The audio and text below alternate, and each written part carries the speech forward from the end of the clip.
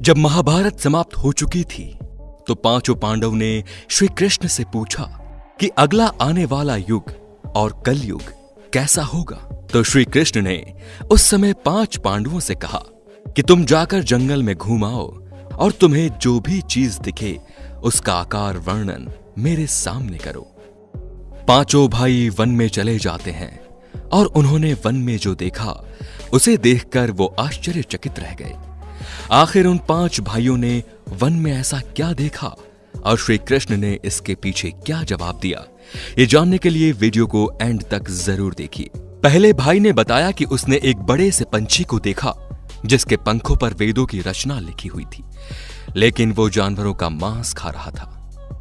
जब अर्जुन ने बताया कि उन्होंने जंगल में ऐसा कुछ देखा तो श्री कृष्ण ने इसके वर्णन में कहा कि कलयुग में ऐसे ही कुछ लोग होंगे जिन्हें बुद्धिमान कहा जाएगा, लेकिन वो दूसरों का नुकसान करने के लिए हमेशा तत्पर रहेंगे और अपना फायदा किसी न किसी तरह से निकलवाने की कोशिश करेंगे। दूसरे भाई ने बताया कि उन्होंने देखा कि एक बड़ा सा पर्वत गिरकर धरती पर आ रहा था और वो एक बड़े वृक्ष से भी नहीं रुका, लेकिन आगे चलकर एक छोटे से पौधे ने उसे रोक दिया।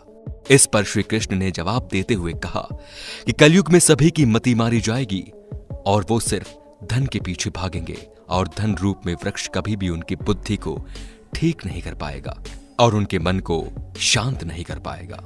अगर वो छोटे से पौधे यानी कि हरि के नाम के बदले उसी समय उनकी समस्या का निवारण हो जाएगा और कलयुग में मन को शांति मिलेगी। इसके बाद आगे चलकर भीम ने एक ऐसी गाय देखी जो अपने बच्चों को इस कदर चाट रही थी कि उसके जिस्म से रक्त बहने लगा, जिसे देखकर भीम हैरान हो गए और जैसे इसका अर्थ स्पष्ट करने को कहा। श्री कृष्ण ने बताया कि कलयुग में लोग अपने बच्चे से इतना प्यार करेंगे कि उनके प्यार के चलते उनका विकास ही रुक जाएगा और कलयुग में बच्चे विकासशील नहीं होंगे।